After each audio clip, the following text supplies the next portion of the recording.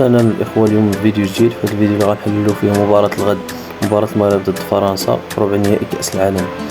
اذا ما تنساوش اللايك، اشتراك وتفعيل الجرس، وتتابعونا على الصفحات ديالنا انستغرام، فيسبوك وتيك توك. موجة الحمرا وشيري زرادة شاب كله كيكمل كورة في كل مدينة كاين شادة. نبقى نبغيها جالا مويرتي وخا تسدو كاع لي بويرتا، حبسونا وسط مرويكوس بالون كيعطينا ليبرتا، مشاكل كندريبليهم.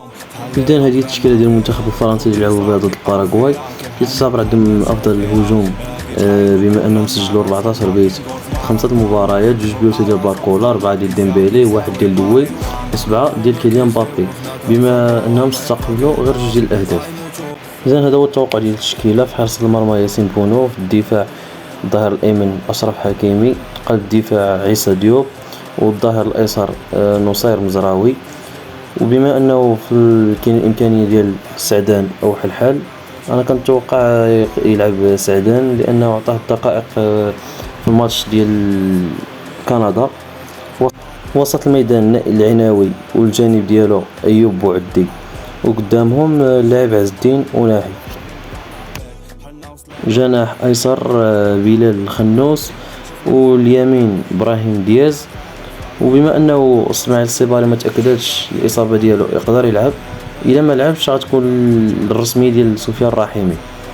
اذا هذه التشكيله متوقعه بالنسبه لي. عطيونا الاراء ديالكم في التعاليق خصوص التشكيله والتوقع ديالكم النتيجه ديال المباراه. كتوقع بالنسبه لي تنقول 2-1 لمصالح المنتخب المغربي، يماركي الرحيمي وابراهيم دياز. خليكم دابا مع المباراه.